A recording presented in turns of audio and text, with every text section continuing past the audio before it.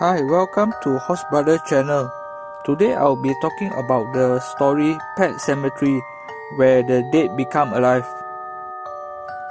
The plot revolves around Louis Creed, an emergency room doctor from Boston, who relocates to the small town of Ludlow with his wife Rachel and their two young children, Ellie and Gage, and Ellie's pet cat Church.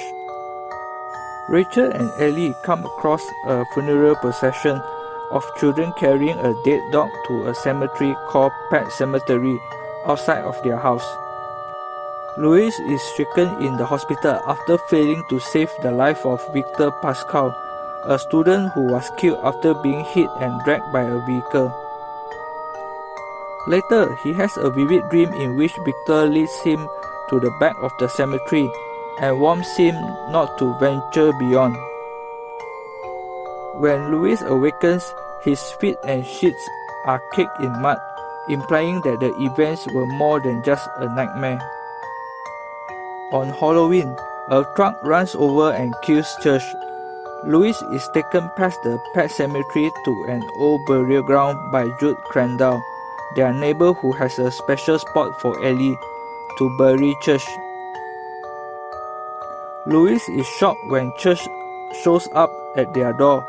The following day, still alive but changed, he is angry and aggressive, tearing apart a bird and eating it alive.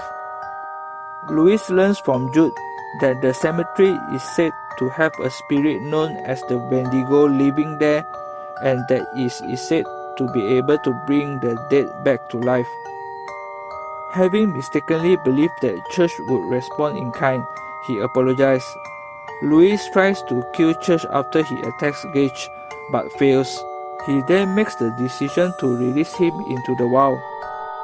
Ellie sees Church on the road during her birthday celebration and eagerly runs to him, but is fatally struck by a tanker truck that has derailed.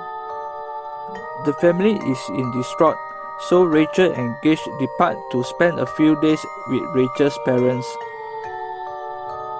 Jude warned Louis, sensing that he intends to resurrect Ellie, told him that sometimes death is better. Though Victor's spirit warms him as well, Louis' grief drives him to carry out his plan. He drugs Jude, then digs up Ellie's body and reburies her in the animal graveyard while the Wendigo watches. Ellie awoke from the dead with a disturbing demeanor. Rachel is being terrified by visions of her deceased sister Zelda, who had a spinal meningitis and passed away after slipping down a dumbwaiter shaft. Gage is also terrified by Victor's ghost, who warns him not to go home. Jude awakens and notices Ellie in the house. He flees home in terror to retrieve his revolver, but while Jude is distracted by a growling Church, Ellie surprises him on the stairwell, slicing Jude's Achilles tendon with a scalpel and taunting him with the voice of his dead wife before viciously stabbing him to death. Rachel and Gage return home and come face to face with the undead Ellie. Rachel is terrified and flees to an upstairs room with Gage.